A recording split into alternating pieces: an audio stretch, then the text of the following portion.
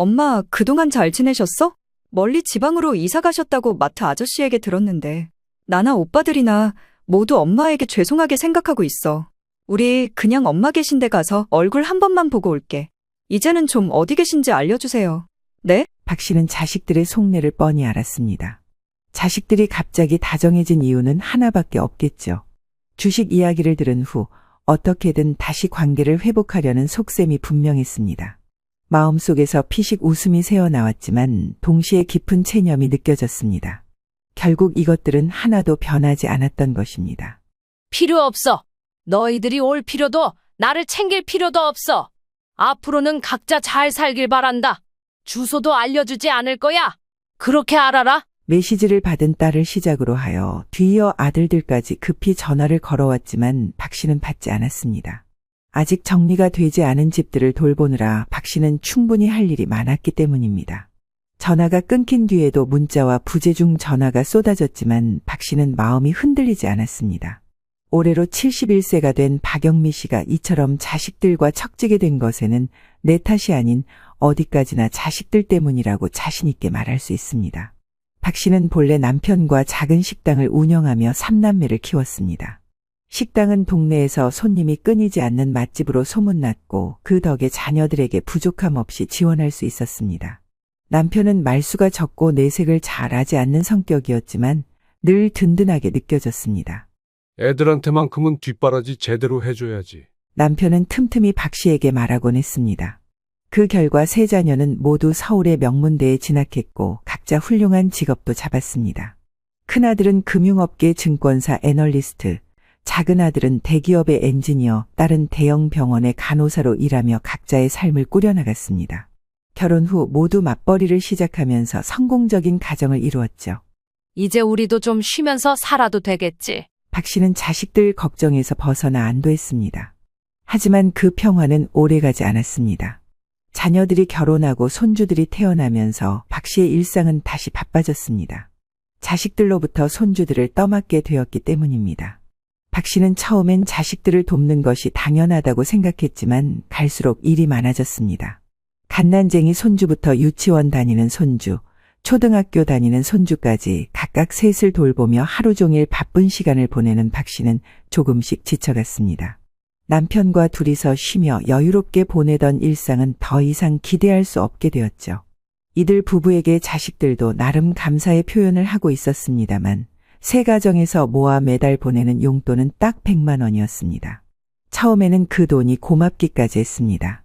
하지만 시간이 지나면서 박 씨는 그 돈이 마치 모든 책임을 부모에게 떠넘기기 위한 수단이라는 것을 깨달았습니다. 자식들은 100만 원으로 모든 고생이 해결된다는 듯 행동했습니다. 미안하다면서 과일이나 이것저것 사오더니 이젠 그것도 점점 뜸해졌고 주말마다 손주들을 데려오는 일들이 잦아졌습니다. 엄마, 이번 주도 좀 부탁드려요. 애들이 여기서 잘 지내잖아요. 딸은 늘 같은 말로 부탁했습니다. 작은 아들도 거들었습니다. 이렇게 북적북적 사촌들까지 같이 지내니까 좋은가 봐. 얘네가 할머니 할아버지를 얼마나 좋아하는데. 박 씨는 속이 상했지만 자식들의 요구를 매번 거절할 수는 없었습니다. 자식들은 부모라면 당연히 도와야 한다는 논리로 모든 부담을 부모에게 넘기고 있었습니다. 하지만 진짜 고된 일은 시작도 하지 않았으니 이후로 남편에게 변화가 일어나게 되었습니다. 남편은 점점 작은 일조차 잡고 있기 시작했습니다. 어느 날 박 씨가 손주의 이유식을 데우는 사이 남편은 작은 손주를 데리고 집 밖으로 나갔습니다. 한참 후에야 남편이 집에 돌아왔지만 아이는 함께 오지 않았습니다. 여보, 손주는 어디 갔어? 왜 당신 혼자 들어와? 우유 사주러 간다며? 박 씨가 다급하게 물었습니다. 잠깐? 손주? 내가 어디 두고 왔나? 그러게 같이 나갔던 것 같은데. 그치? 남편은 멍한 얼굴로 대답했습니다. 순간 박 씨는 심장이 철렁 내려앉았습니다.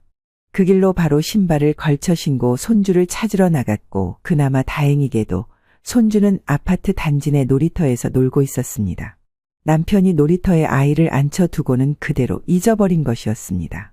이 사건은 남편이 알츠하이머 초기 증상을 보인 첫 번째 순간으로 일단은 그저 단순한 해프닝 중 하나로 넘어가게 되었습니다. 하지만 상황은 그렇게 녹록지 않았습니다. 그날 이후로 남편의 잊어버리는 일이 점점 잦아졌고 가스불을 끄는 것과 문을 잠그는 일조차도 자주 잊어버리게 되었습니다. 박 씨는 이런 상황을 인정하고 싶지 않았으나 본인보다 4살 위인 남편은 본인의 어머니도 치매로 일찍 보내드렸습니다. 가족력이 있지 않을까 싶어 걱정이 되었고 곧장 남편을 데리고 병원에 갔습니다. 그리고 결과는 알츠하이머라는 판정이 돌아왔습니다. 세상에, 정말인가요? 이 사람이? 여보, 당신, 어떻게? 박 씨는 절망하기도 직전에 이런 남편의 상태를 더 이상 혼자 감당하기에는 역부족이라 생각했습니다. 손주를 돌보는 것만으로도 힘든데 이제 남편까지 아픈 상태가 되었으니 상황은 너무 버거웠습니다. 심지어 남편의 상태는 날이 갈수록 나빠졌습니다. 기억력은 점점 흐려지고 가끔은 무슨 말을 하는지 알아듣기 어려웠습니다. 게다가 과거 실패했던 사업 이야기나 주식 투자 얘기를 반복하며 전혀 현실과 맞지 않는 계획을 늘어놓았습니다. 여보, 이번엔 정말 확실해. 그 회사 주식이 기회야. 이번만 나를 믿어줘봐. 내가 몇 번이나 말했잖아. 남편의 말에 박 씨는 가슴이 저리도록 아파왔습니다. 과거 남편이 사업과 주식에 손댔다가 큰 실패를 겪고 집안이 휘청거렸던 적이 있습니다. 남편은 그때 술도 끊고 다시는 그런 일에 손대지 않겠다고 다짐했었습니다. 그렇게 크게 집안이 흔들렸던 사태 이후로 가족들 중 누구 하나 남편의 주식에 대해 언급한 적이 없고 남편 본인이 가장 민망해하고 회피하려는 주제였습니다. 그런데 남편이 이제 그 기억을 뒤섞으며 같은 말을 반복하고 있는 것입니다. 그 모습을 보고 있으려니 남편은 본인 스스로 감당도 안 될 정도로 무너져 가고 있음을 느꼈습니다. 여보, 이제 그런 얘기 그만해. 주식은 무슨, 그렇게 나한테 타박을 받아놓고선 기억이 남아도 뭘 그런 걸 그렇게 마음에 두고 있어. 박 씨가 다독였지만 남편의 눈은 허공을 바라볼 뿐이었습니다. 이후에도 남편은 같은 말을 계속했고 아침이면 주식을 사러 나가야 한다며 집을 나서려 하는 일도 잦아졌습니다. 박 씨는 이 상황을 더 이상 혼자 감당할 수 없다고 판단했습니다. 남편의 상태가 점점 악화되는 상황에서 손주들까지 돌보는 일은 너무나 벅찼습니다. 그리고 새삼 화가 났습니다. 자식들도 아버지의 상태를 알고 있었고 지들이 알아서 애들을 맡기지 않겠다고 말해도 모자랄 판국에 아직 맡길 사람을 못 찾았다며 은근슬쩍 보내고 있었기 때문입니다. 그래서 박 씨는 자식들을 불러 남편의 상태를 알리기로 했습니다. 사실 자식들이 바쁘다는 상황이 이해가 안 되는 것도 아니었습니다. 큰아들은 증권사 애널리스트로 바쁜 일정을 소화하고 있었고 작은 아들은 대기업 엔지니어로 프로젝트 마감에 쫓기고 있었습니다. 딸은 대형 병원의 간호사로 교대 근무와 야근에 지쳐 있었습니다. 그래도 이제는 할 말을 해야 했습니다. 자식들이 부모 집에 모인 날 박 씨는 애써 담담하게 남편의 상태를 설명했습니다. 아버지, 지금 많이 심각한 상황이야. 그리고 옛날 주식 얘기까지 꺼내고 있어. 니들 학교 다니고 한창 어릴 때처럼 아침에 뭘 사러 나간다고 뛰어나가지를 않나? 엄마가 잡으러 가기도 하고 그 정도야. 무슨 얘기인지 알겠지? 이 말에 자식들은 한동안 말을 잇지 못했습니다. 큰아들은 놀란 표정으로 어머니를 바라보았고 작은 아들은 깊은 한숨을 내쉬었습니다. 딸은 눈물을 흘리며 안타까워했습니다. 엄마, 힘드시겠어요. 근데 우리가 뭘 도와드릴까요? 큰아들이 조심스럽게 물었습니다. 박 씨는 간절한 마음으로 말했습니다. 다른 거 바라는 건 없어. 그냥 조금이라도 자주 집에 들러서 얼굴 보여주고 아버지 상태를 살펴봐줬으면 좋겠어. 그리고 애들은 이제 방과 후에 우리 집에 보내지 마라. 진즉 얘기해야 했는데 네 아빠 하나만 챙기기도 엄마는 온몸이 아프고 쓰러질 것 같다. 대상포진까지 왔어. 그러자 다들 하나같이 미안한 표정을 지으며 알겠다며 바로 수긍하고 받아들였습니다. 엄마 힘들었겠다. 알겠어요. 저기, 내가 엄마 드실 영양제라도 좀 사올게. 애들이야 어떻게든 되겠지. 걱정하지 마세요. 그러자 이제사 박 씨는 한숨이 놓였고 그래도 자식들이 본인 아버지를 돌보는 일에 신경 써줄 거라 기대했습니다. 그런데 얼마간은 신경을 쓰고 전화도 하고 하더니 시간이 지나면서 상황은 달라지지 않았습니다. 자식들은 여전히 바쁘다는 핑계를 대며 집에 있는 아버지를 보러 오지 않았습니다. 그전에는 그렇게 자기 애들을 맡겨놓고 수시로 드나들더니 각자 집으로 데려가게 되자 제각기 삶이 바쁘다면서 전혀 들리지 않는 것입니다. 이 집은 박 씨와 남편 둘만이 남아 휑하게 느껴졌습니다. 남편의 상태는 갈수록 악화되었습니다. 기억은 더욱 희미해졌고 종종 허공에 대고 혼잣말을 하거나 과거의 이야기를 끝없이 반복했습니다.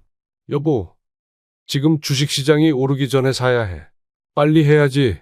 늦으면 안 돼. 심지어 남편은 새벽에도 일어나 같은 말을 반복하며 자신이 주식을 사야 한다고 말했습니다. 그러면서 옛날 사업 일, 친구한테 사기당했던 일, 온갖 옛날 일들을 되새기듯 말하는 모습에 박 씨는 늘 긴장을 하고 잠을 이룰 수 없었습니다. 그러던 어느 날 박 씨가 부엌에서 설거지를 하는 사이에 남편이 혼자 집을 나가버렸습니다. 설거지를 마치고 거실로 나온 박 씨는 거실에 남편이 보이지 않는 것을 보고 순간 가슴이 철렁 내려앉았습니다.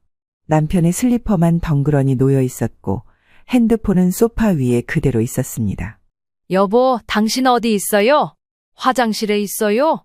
이 사람이 어딜 간 거야? 박 씨는 거실을 돌아다니며 남편을 불렀지만 아무런 응답이 없었습니다.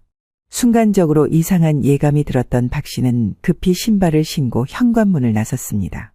마음은 급해졌고 심장은 불안으로 쿵쾅거렸습니다. 박 씨는 정처 없이 동네를 헤매며 사람들에게 물었습니다. 아저씨, 혹시 이 사진 보셨어요? 제 남편인데 방금 나갔어요. 좀 같이 찾아주세요. 이 사람 치매예요. 하지만 마트 주인도 길가에 있던 사람들도 모두 고개를 저었습니다. 아무도 남편의 행방을 알지 못했습니다. 시간이 흐르면서 밤은 점점 더 깊어졌고 박 씨의 가슴은 점점 조여오는 것 같았습니다. 남편이 길을 잃고 어딘가에서 사고라도 당하면 어쩌나 하는 불안감이 몰려왔습니다. 결국 박 씨는 떨리는 손으로 휴대전화를 꺼내 경찰에 신고했습니다. 여보세요, 경찰이죠? 제 남편이 치매 초기 증상이 있어요.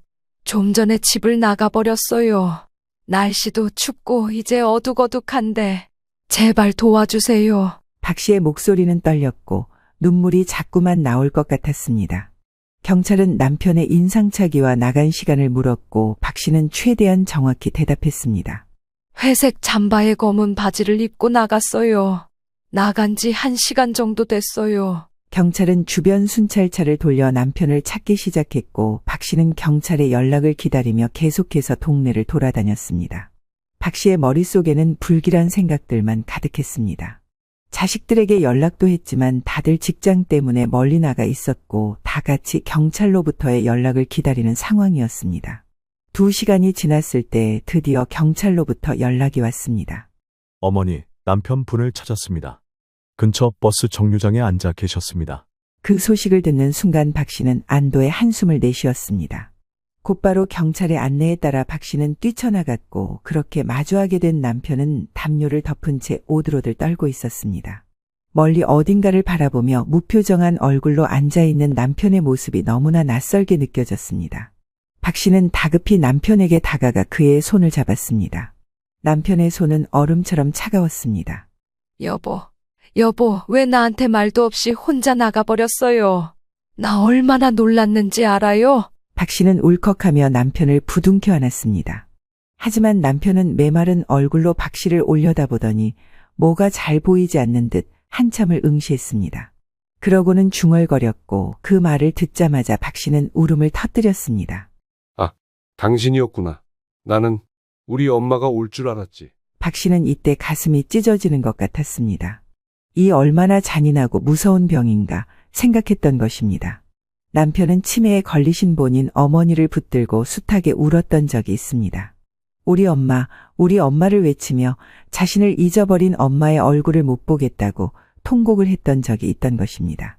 그런데 이제 그 질병에 본인이 걸리게 되어 흐려지는 기억 속에 본인 어머니를 생각하고 있었습니다. 이제 정말로 현실을 받아들이는 수밖에 없었습니다. 박 씨의 남편은 더 이상 내가 알던 남편이 아니었습니다. 남편의 머릿속에는 이제 과거의 기억들이 빽빽하게 자리하고 있었습니다. 박 씨는 겨우겨우 속을 달래며 억지로 울음을 삼키고 경찰에게 감사 인사를 전한 후 남편을 부축해 택시에 태웠습니다. 남편의 옆에 앉아 집으로 돌아가는 길, 박 씨는 남편의 흐릿한 눈빛을 보며 조용히 다짐했습니다. 다시는 당신을 혼자 두지 않을 거야. 내가 당신을 지켜줄 거야. 박 씨는 남편을 집으로 데려와 따뜻한 물로 씻기고 약을 챙겨 먹였습니다. 하지만 마음 한구석에 밀려드는 씁쓸함은 가시지 않았습니다. 남편이 점점 더 무기력해지고 자신은 그 모든 짐을 혼자 감당해야 한다는 현실이 박 씨를 더욱 초라하게 만들었습니다. 남편이 점점 자신의 곁에서 멀어져 가는 것 같아 가슴이 아팠습니다. 그리고 자식들에게 이 사실을 알렸습니다. 엄마, 그래도 빨리 경찰에 신고해서 잘 해결이 됐네요. 나 얼마나 걱정했는지 몰라. 아참, 그리고 엄마, 아버지 상태가 더 안 좋아지시면 요양원도 생각해 보셔야 하지 않을까요? 큰아들은 그 말을 마치 당연하다는 듯 던졌습니다. 본인의 엄마가 아버지가 없어진 동안 얼마나 두려운 시간을 보냈는지에 대해서는 전혀 관심이 없다는 듯한 아들의 태도가 박 씨의 가슴을 아프게 했습니다. 박 씨는 작은 아들에게도 전화를 걸었습니다. 작은 아들은 더 차갑게 말했습니다. 거봐요, 엄마. 나도 형이랑 얘기해봤는데 아버지는 진짜 그 정도면 이제 요양원으로 보내셔야 해. 그러고 엄마가 잠깐 왔다 갔다 하면서 아버지 보고 오면 되잖아. 오늘 같은 일도 있으면 안 되지. 박 씨는 한숨이 나왔습니다. 작은 아들의 말에서 느껴지는 무심함과 무책임함이 박 씨를 더욱 외롭게 만들었습니다. 마지막으로 딸에게도 연락을 해보았습니다. 딸도 크게 반응이 다르지 않았습니다. 아이고, 다행이다. 그래, 엄마도 이제 쉬셔요. 아빠 더 신경 써서 잘 보셔야겠네. 나 지금 전화 받을 수가 없어서 다시 전화할게. 미안해요, 엄마. 딸의 말에도 박 씨는 아무런 위로를 받을 수 없었습니다. 박 씨의 고통과 힘든 상황을 이해해 주지 않는 자식들의 태도가 너무도 서운했습니다. 일단은 아들들의 말도 틀린 것은 아니었고 박 씨는 남편의 상태가 점점 더 악화되는 것을 보며 결국 결정을 내려야 했습니다. 매일 밤 남편을 찾아 나서는 일은 너무도 고되고 이제는 박 씨의 체력으로 더는 버틸 수 없었기 때문입니다. 남편을 안전하게 보호할 수 있는 곳이 필요하다고 생각한 끝에 박 씨는 요양원에 남편을 맡기기로 결심했습니다. 그런데 이후로 이어진 자식들의 반응은 박 씨가 예상한 것과는 너무 달랐습니다. 그래요, 엄마. 이게 진즉 답이었던 것 같아. 잘하셨어요, 엄마. 저희도 마음이 편해지네요. 아버지도 전문적으로 봐주는 사람들이랑 같이 지내는 게 낫죠. 큰아들은 마치 기다렸다는 듯이 말하며 안도한 기색을 보였습니다. 박 씨는 그 말에 속이 상했지만 참고 다시 말을 꺼냈습니다. 아버지 요양원 비용이 매달 250만 원 정도 나올 거야. 너희가 조금씩 도와줘야겠다. 남편의 상태를 보살피기 위해서는 자식들의 도움이 절실했습니다. 두 부부의 수입은 현재 살고 있는 집에 특별한 자산은 없었기 때문입니다. 이 사실에 대해 자식들도 모를 리가 없었습니다. 그런데 자식들은 한결같이 고개를 저으며 핑계를 대기 시작했습니다. 엄마, 저희도 집에 들어간 대출이 많아서요. 애 학원비도 만만치 않아서. 그렇게 다달이 지출을 고정적으로 드리긴 힘든데 초반에 얼마는 드릴 수 있어요. 큰아들은 서둘러 말을 돌리며 고개를 돌렸습니다. 엄마, 우리도 생활이 빠듯해요. 지금은 도저히 여유가 없어요. 작은 아들도 고개를 떨구며 말했습니다. 딸도 미안하다는 듯 답했습니다. 그 정도 나올 거라고 생각은 했는데 엄마 진짜 미안해. 우리는 올해 안에 이사 계획 있어서 당장 목돈은 다 묶여 있어. 생활비도 빠듯하고. 혹시 뭐 예금이나 그런 거 없나? 박 씨는 순간 참을 수 없는 분노가 치밀어 올랐습니다. 손주들을 돌볼 때는 당연하게 도움을 요구하던 자식들이 아픈 아버지의 병원비를 조금도 책임지지 않으려는 모습을 보고 실망감이 밀려왔습니다. 박 씨는 그들을 향해 외쳤습니다. 얘, 니네 진짜 너무하다. 니들 애들도 엄마랑 아버지가 그렇게 애가 닳도록 키워줬잖아. 아파서 어디 못 가면 데리고 있으면서 약 먹이고 병원 보내고 밥도 해먹려 가면서 데리고 있었는데 그런 거 다 떠나서 부모인 네 아버지가 아프다는데 이 정도는 너희가 얼마씩 도와줘야 하는 거 아니냐? 하지만 자식들은 곤란하다는 듯 그러면서도 자기들은 떳떳하다는 듯 말했습니다. 엄마, 저희가 매달 100만 원씩 드렸잖아요. 그게 저희 최선이었어요. 큰아들이 담담히 대답했습니다. 그러자 옆에서 잽싸게 작은 아들도 덧붙였습니다. 맞아요, 엄마. 우리가 최선을 다한 거예요. 넉넉한 상황도 아니고.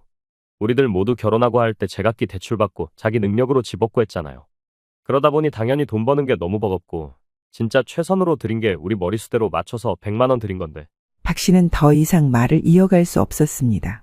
결국 남편의 요양원 생활비와 병원비까지 혼자 해결해야 하는 상황에 놓인 박 씨는 다시금 외로움과 무거운 책임감에 짓눌리게 되었습니다. 이후로 박 씨는 남편이 요양원에 들어간 이후 날마다 그곳으로 발걸음을 옮겼습니다. 매일 가서 남편의 상태를 살피고 짧은 대화를 나누는 것이 박 씨의 일상이 되었습니다. 하지만 알아듣기 힘든 말을 중얼거리는 시간이 길어졌고 박 씨를 알아보는 순간은 점점 줄어들었습니다. 그리고 결국 남편은 요양원에 입소한 지 1년이 되기 전 새벽녘에 주변에 아무도 없을 때 혼자 눈을 감았습니다. 그렇게 박 씨는 남편의 마지막 순간을 함께하지 못했던 것입니다. 요양원에서 온 전화는 새벽의 정막을 깨뜨렸습니다.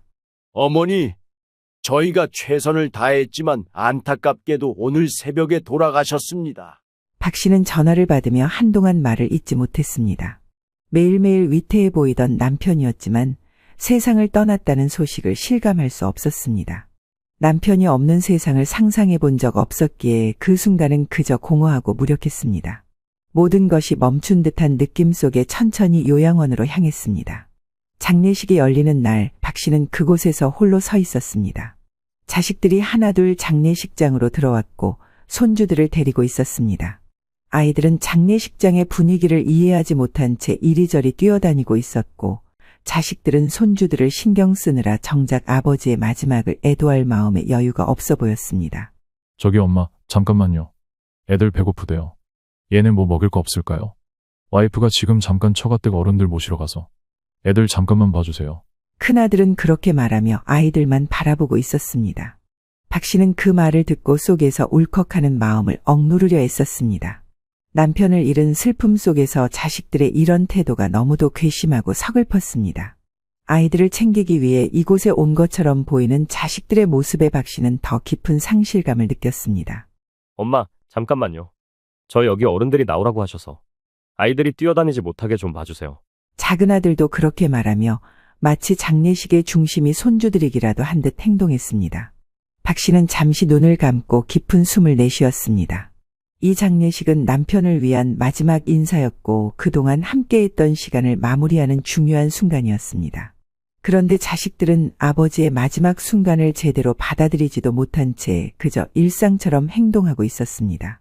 그렇게 박 씨는 남편의 장례식을 치르고 며칠이 지나도록 한없이 공허한 기분에 사로잡혀 있었습니다. 집안 곳곳에는 남편의 흔적이 남아 있었지만 그것들은 이제 박 씨의 마음을 더 아프게 할 뿐이었습니다. 남편과 함께했던 추억도 자식들을 위해 바쳤던 세월도 이제는 모두 무의미해 보였습니다. 그러고 얼마쯤 지나 자식들이 잠시 집에 들렀습니다. 안 그래도 허한 마음으로 지냈던 박 씨는 이 방문이 무척 반갑고 위로가 되었지만 이내 실망으로 바뀌었습니다. 엄마, 잘 계셨죠? 어디 보자. 아버지 한 분 안 계시니까 진짜 집이 휑하긴 하네요. 나도 느낌이 이렇게 이상한데 엄마는 어떠시겠어? 큰아들이 이렇게 인사하더니 바로 몇 초 만에 용건을 꺼냈습니다. 저기 엄마, 아버지 보험금은 언제 나오는 거예요? 주변에 물어보니까 다들 경황이 없어서 잘 모르더라고요. 그 순간 박 씨는 속이 싸늘하게 식는 느낌을 받았습니다. 보험금, 그것부터 물어보는 거야, 지금? 얘 장례 끝나고 정신도 없고 이제 엄마도 좀 마음 추스리려고 하는데 오자마자 하는 소리가 그거야? 큰아들은 별다른 망설임도 없이 대답했습니다. 엄마, 별 뜻 없이 하는 말인데. 아니, 그게 아니라 엄마 기분 상하라고 한 말은 아니에요. 아무튼 이건 정산은 해야 하잖아요. 아버지 장례 비용도 나갔고 저희도 도와드린 게 있고 해서요. 특히 보험금 같은 건 나눠서 정리하는 게 맞을 것 같아서요. 박 씨는 말문이 막혔습니다. 남편의 죽음으로부터 일주일도 지나지 않았고 아직도 그 상실감에 허덕이고 있는데 자식들은 벌써 돈 얘기부터 꺼내고 있었습니다. 아마도 다들 큰 아들 뜻에 동의하는 건지 작은 아들과 딸은 그 옆에서 눈치만 보고 입을 다물었습니다. 너희들 아버지 돌아가신 지 얼마나 됐다고 벌써 돈 얘기를 하냐? 진짜 너무 기가 막힌다. 오로지 그런 거 말고는 다짜고짜 와서 할 얘기가 그렇게 없어. 엄마 어떻게 지냈는지, 집은 어떻게 할 건지, 아버지 보내고 마음이 어떤지 그런 얘기가 먼저 아니야. 딸이 조심스럽게 말을 꺼냈습니다. 엄마, 미안해. 그건 우리가 엄마 배려를 못했네. 그 말도 맞아요. 근데 저희도 똑같이 아빠 아프신 거 보면서 힘들었잖아요. 같이 돕기도 했고요. 오빠가 저 얘기를 꺼낸 건 의뢰의 정리를 해야 될 부분이라 말한 거고 순서가 틀려서 엄마가 화나신 것 같아요. 화 푸세요. 하지만 그 말을 듣는 순간 박 씨는 더 화가 치밀었습니다. 야, 너 말은 똑바로 해야지. 돕기는 니들이 뭘 도왔어? 아버지 아프다고 하니까 그때부터 입 싹 닫고 쥐구멍에라도 들어갔는지 코빼기도 안 비쳤잖아. 게다가 아버지 실종되었을 때도 요양병원 보내란 식으로들 말하고 막상 간다니까 병원비 한 푼도 안 보탰어 니들. 그래놓고 이제는 보험금이 걱정돼? 하나라도 더 못 나눠 가질까봐 신경 쓰여? 자식들은 순간 침묵에 빠졌습니다. 얼굴에는 당혹스러움과 죄책감이 섞인 기색이 역력했습니다. 누구도 더 이상 대답하지 못했고 거실에는 고요한 정적만이 감돌았습니다. 일단들 나가. 그 잘난 보험금 내가 정산해보고 알아보고 연락 줄 테니까 그리들 알아. 오늘은 니들 얼굴 꼴도 보기 싫다. 그러고 박 씨는 얼마간 고민을 하다가 이틀 뒤 자식들에게 마지막으로 문자 메시지를 보냈습니다. 이미 질릴 대로 질리고 이골이 났지만 자식들 말대로 정리는 해야겠다 싶었습니다. 보험금에 대해서 할 얘기가 있으니 내일 다들 집으로 모여라. 그 메시지를 받은 자식들은 하나둘씩 답장을 보냈습니다. 이때 괘씸했던 게 이렇게 보내면 다들 알겠다면서 조용히 모일 줄 알았습니다. 그러나 다들 처음에는 그렇게 아닌 척 하더니 보험금에만 마음이 가 있는 것입니다. 큰아들은 곧장 전화를 걸어와서 물었습니다. 엄마, 내일 들릴게요. 그런데 보험금은 어느 정도 나온 건지 미리 좀 알 수 있을까요? 박 씨는 차갑게 대답했습니다. 어차피 내일 알게 될 거야. 그거 나눠주려고 부르는 거니까 내일 와서 가져가. 그리고 작은 아들은 따로 귀찮다는 듯이 메시지를 보냈습니다. 엄마, 보험금도 얼마 되지도 않을 텐데 그냥 계좌로 입금해 주시면 될 것 같은데요. 필요한 얘기는 저번에 다 한 거 아니에요? 저 내일 일이 많아요. 박 씨는 단호히 답했습니다. 웃기지 말고 당장 모여. 그 정도도 못하겠으면 보험금 얘기 꺼내지도 마. 네 형이랑 여동생한테 다 뺏기던가? 결국 이래저래 불편한 상황 아래 다음날 박 씨의 집에 모두 모였습니다. 아들들과 딸은 서로 피곤한 얼굴로 앉아 있었습니다. 박 씨는 잠시 그들의 얼굴을 바라보다가 차갑게 웃으며 말을 이었습니다. 옛다. 니들이 그렇게 궁금해했던 니들 아버지 보험금. 이거 서류랑 다 봐봐라. 딱 5천만 원 나왔어. 셋이서 공평하게 나눠서들 가져라. 그거면 되지? 자식들은 순간 어이없다는 표정을 지었습니다. 작은 아들은 투덜거리며 말했습니다. 엄마, 아니 5천만 원이면 많지도 않네. 그냥 나눠서 입금을 해줬어도 될 텐데. 근데 아버지 보험 들어놓은 게 그거밖에 안 됐어? 하긴 예전에 큰일 있을 때 몇 개씩 깼다고 듣긴 했는데. 아무튼 얼마 안 되긴 하네요. 박 씨는 비웃듯 대꾸했습니다. 얼마 안 되면 놓고 갈 거야? 그럼 그냥 가던지. 돈 5천 나눠 갖는 것도 우스워하다니. 네 아버지도 참 어지간히 속상해하겠다. 아니 엄마 그런 말이 아니잖아. 왜 이렇게 요즘 자꾸 우리를 못 잡아먹어서 안달이야. 엄마 힘든 것도 아는데 엄마 기분 나쁘라고 하는 소리가 아니라고. 애초에 니들 하는 말이 틀려먹었는데 화내는 엄마가 비정상인 거냐? 됐고 나중에 군말 하지 말고 가져가. 그놈의 보험금 소리 한 번만 더 해봐라. 자식들은 서로 눈치를 보며 아무 말도 하지 못했습니다. 그리고 박 씨는 한마디 더 이어서 말했습니다. 자, 그럼 앞으로는 어떻게 할 거냐? 이제 아버지 없이 이 집은 어떻게 될지 생각은 해봤니? 큰아들은 잠시 망설이더니 말했습니다. 엄마, 그냥 이 집에서 계속 사시면 되지 않아요? 애들도 이 집 좋아했고. 이렇게 우리들 모이고 하면 좋으니까, 그리고 엄마도 적적하시니까 그대로 유지하는 게 좋죠. 박 씨는 얼굴을 찌푸리며 돌연 날카롭게 소리를 질렀습니다. 웃기지 마. 니들 나한테 니들 자식 맡길 생각 꿈도 꾸지 마. 엄마, 진짜 왜 이래요 피곤하게. 말끝마다 자꾸 시비조로 말씀하시고.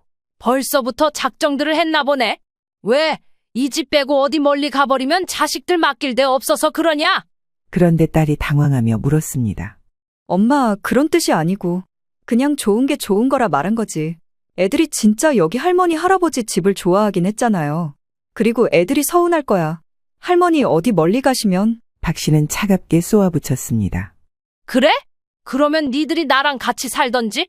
나 혼자는 여기서 못 산다. 그렇게 이 집이 좋고 정리하는 게 아쉬우면 니들 중 하나가 여기 들어와서 같이 살던가? 어떻게 할래? 자식들은 서로 눈치를 보며 말을 잇지 못했습니다. 결국 큰아들이 변명하듯 말했습니다. 저기, 엄마 마음도 잘 알겠는데 저희도 상황이 좀 그래요. 집을 이쪽으로 옮겨올 수는 없어서. 그럼 내가 이 집 팔고 니네랑 합치면 되지? 박 씨는 계속 가능한 쪽으로 제안을 했고 아들들과 딸들은 정말 기야말 정도로 빠른 속도로 요리조리 피해 다니기 바빴습니다. 엄마, 굳이 왜 이 집을 팔려고 해? 그냥 계시면 되지. 우리가 자주 오면 되잖아. 그리고 생각보다 나이 먹어서 부모 자식같이 사는 거 쉽지 않아. 엄마도 우리가 애들 맡기고 늦게 오고 하면 힘들어했잖아. 가끔 보는 게 낫지 않겠어? 박 씨는 그런 자식들을 한동안 바라보다가 조용히 말했습니다. 그래, 니들은 진짜 딱 보험금만 받아갈 주제들이구나. 엄마 왜 그래? 그게 무슨 말이야? 여기서 딸은 당황한 듯 답했고 박 씨는 더 이상 말하지 않았습니다. 그러면서 자식들이 어색한 분위기를 깨고 서둘러 일어서려던 순간 박 씨는 그때를 놓치지 않았습니다. 의미심장한 미소를 지으며 자식들을 불러세웠습니다. 잠깐, 아직 얘기 안 끝났어? 니들이 알아야 될 게 또 있거든. 그러자 자식들은 순간 멈추며 박 씨를 바라보았습니다. 박 씨는 숨을 한 번 훅 내쉰 다음 바로 서랍에서 유품을 꺼내 들었습니다. 남편의 오래된 서류 중 하나였습니다. 사실 말이다. 너희 아버지 주식이 진짜 있었어. 니들은 몰랐겠지만 말이야. 박 씨가 차분히 말하자 자식들의 눈이 휘둥그레졌습니다. 특히 눈치 없기로 유명한 작은 아들부터 놀라 물었습니다. 이게 무슨 소리야? 주식이라니? 아버지 주식 안 하기로 그렇게 각서 쓰고 별 소동을 다 벌이지 않았어? 무슨 주식인데? 나도 네 아버지가 치매 현상으로 헛소리 하는 줄 알았다만 진짜 주식이 있던 게 맞았어. 그 와중에 기억이 오락가락했던 거고 몰래 남겨두었던 게 있더라고. 그러면서 박 씨는 서류들을 직접 눈앞에서 보여줬고 자식들이 가까이 다가오자 다시 뒤로 넘겨버렸습니다. 그러자 조심스럽게 분위기를 살피던 딸이 물었습니다. 얼마나 되는데? 아빠가 남겨둔 주식이 있었다니 진짜 의외네. 엄마도 전혀 몰랐을 거 아네요. 박 씨는 잠시 뜸을 들이다가 천천히 말했습니다. 한 30억 넘는 것 같아. 대충 따져보니 그렇더라. 이 짧은 말에 자식들은 뭔가에 얻어맞기라도 한 듯 잠깐 침묵이 길어졌습니다. 집안은 순식간에 정적에 휩싸였고 자식들의 표정에는 충격과 당황함이 서렸습니다. 겨우 가닥을 잡은 듯 작은 아들이 눈을 크게 뜨며 소리쳤습니다. 엄마, 그게 정말이에요? 아니, 그 얘기부터 했어야지. 지금 한가하게 보험금이랑 여기 집 갖고 떠들 때가 아니었잖아. 내 참, 나는 또 뭐라고. 그러면서 작은 아들은 다시 소파에 털썩 주저앉았으나 박 씨는 냉정하게 고개를 저었습니다. 왜? 니들한테 알려줄 이유가 뭐가 있냐? 그냥 알려주려고 말한 것뿐이야. 니들 몫이 아닌데 뭔 상관이냐? 이 말에 순간 자식들은 할 말을 잃은 채 서로의 얼굴을 바라보았습니다. 당장 눈앞에 커다란 운석이 떨어졌다고 해도 이보다 놀랄 것 같지는 않았습니다. 당연히 자기들에게 돌아올 몫이라고 생각해서 엄마가 깜짝 선언으로 놀래키기라도 하는 줄 알았던 모양입니다. 하지만 이 앞에 서서 니들 몫은 아니라고 강력하게 외치는 엄마는 지금껏 그들이 알고 있었던 엄마 박 씨와는 완전히 다른 모습이었습니다. 딸은 다급해지며 박 씨에게 다가가 말했습니다. 엄마, 그래도 아버지가 남긴 유산이잖아. 흥분하지 말고 일단 잠깐 앉아봐. 왜 이렇게 감정적으로 일을 처리하려고 해? 같이 의논해보자고 말한 거 아니었어? 하지만 그렇게 말하는 딸의 목소리는 미묘하게 떨리고 있었고 눈빛에는 급박함이 느껴졌습니다. 자기도 말을 하면서 평소와는 전혀 다른 엄마의 모습에 뭔가 당황스러움을 느꼈던 것이겠죠. 그러나 박 씨는 딸의 손을 밀치며 냉랭하게 말했습니다. 아니, 그럴 이유 없어. 법적으로도 상속은 내 선택이야. 내가 니들 주기 싫으면 안 줘도 된대. 잘 됐지 뭐냐? 나는 니들 안 줄 거야. 난 그냥 자랑만 하는 거지. 니네 아빠가 남긴 주식 덕분에 유산이 무려 30억이 넘더라고 말이야. 너무 좋겠지? 니들 말고 나 말이야. 박 씨의 목소리는 매우 매정하고 차가웠고 그 말 속에는 그동안 쌓였던 실망과 분노가 담겨 있었습니다. 자식들은 엄청난 충격을 받은 듯한 표정이었습니다. 큰아들은 당황해서 말을 더듬었습니다. 엄마, 그건 좀 너무하신 거 아니에요? 저희도 아버지 자식인데 어떻게 그럴 수가 있어요? 작은 아들도 이제 뭘 좀 파악했던지 화가 난 듯한 목소리로 덧붙였습니다. 엄마, 한두 푼도 아니고 30억인데 그걸 엄마가 아무리 우리한테 뭐 서운한 게 있어도 그렇지. 엄마 혼자 다 챙기는 건 아니지. 나 이건 좀 기분 나쁜데. 이러면 우리도 할 말 있지. 박 씨는 그런 자식들의 항변을 무시하듯 고개를 저으며 냉담하게 대답했습니다. 할 말 있으면 실컷 해봐. 니들이 네 아버지 자식으로 태어난 것 말고 뭔 자격이 있어서 이 돈을 쳐다보는데? 나는 네 아버지랑 일생을 읽었고 니들 키워냈고 니들 손주까지 키웠고 네 아버지 아픈 것도 함께 돌봤어. 그럼 그 자격이 나한테는 없다는 말이냐? 이 유산의 몫을 주장하려면 내가 해야지 왜 니들이 그렇게 떳떳해? 박 씨는 자식들을 바라보며 덧붙였습니다. 이건 어디까지나 나를 위해 쓸 거야. 니들은 단돈 30원도 받을 자격 없는 돈이란 말이다. 그만들 나가봐라. 오늘 아주 니들 진심을 잘 봤다. 앞으로 다시는 안 봤으면 좋겠어. 썩들 나가라. 자식들은 더는 말하지 못했습니다. 차갑고 확고한 박 씨의 태도에 그들은 할 말을 잃은 채 어색하게 자리를 지키고 있었습니다. 자식들은 앞서 먼저 일어나려던 모습과는 달리 어쩔 줄 모르고 발이 떨어지지 않는 모습이었습니다. 하지만 박 씨는 자식들을 하나둘씩 현관 밖으로 밀어내며 당장 나가라고 재촉했습니다. 사실 이 상황이 어떻게 된 것인가 하니 박 씨가 남편의 유품을 정리하던 무렵 여러 가지 서류들과 노트들, 메모를 찾게 되었던 것입니다. 투자 내역서와 증권 계좌부터 해서 다수의 종이 뭉치들이 남겨져 있었습니다. 처음엔 옛날 자료인가 보다 싶었지만 뭔가에 이끌리듯 문득 호기심이 생겼고 계좌에 남은 것이 있는지 궁금해졌습니다. 결국 박 씨는 증권사를 찾아가게 되었던 것이죠. 증권사 직원은 서류를 넘기며 계좌를 조회하더니 갑자기 놀란 표정으로 고개를 들었습니다. 고객님, 이 계좌에 상당한 자산이 남아 있습니다. 예? 얼마 정도 되는데요? 박 씨는 직원의 말을 듣고 당황스러워하면서도 물었습니다. 직원은 모니터를 가리키며 답했습니다. 지금 시가로 약 35억 원입니다.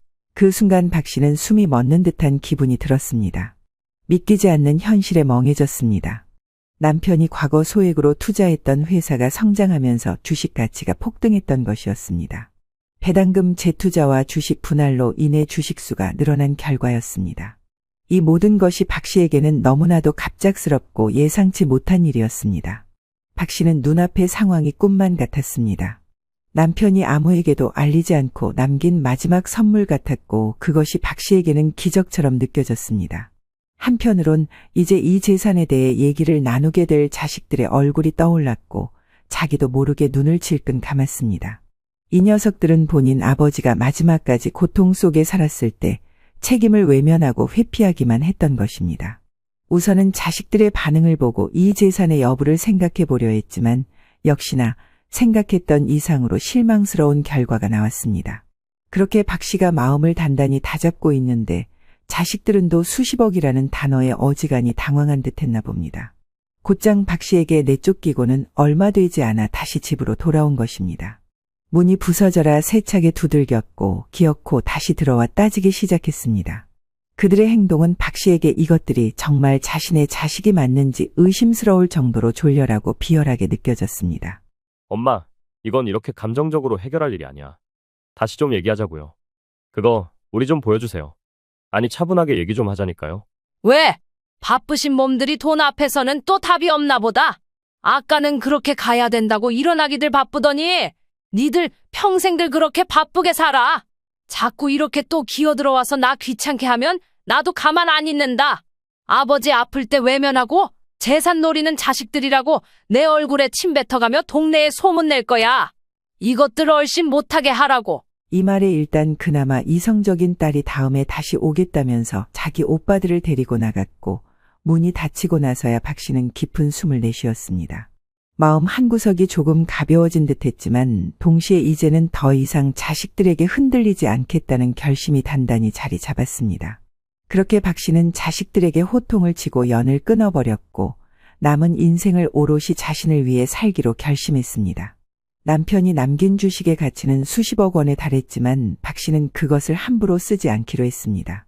대신 전문가와 상담한 뒤 이전에 부부가 꿈꾸었던 소형 전원주택을 구입했습니다. 그리고 자산의 일부를 연금형으로 바꿔 매달 생활비로 받는 계획을 세웠으며 나머지는 전문가의 관리 아래 두기로 했습니다. 그렇게 남편의 유품 중 꼭 필요한 것들만 골라 새 집으로 옮기고 그 외의 물건들은 정리했습니다.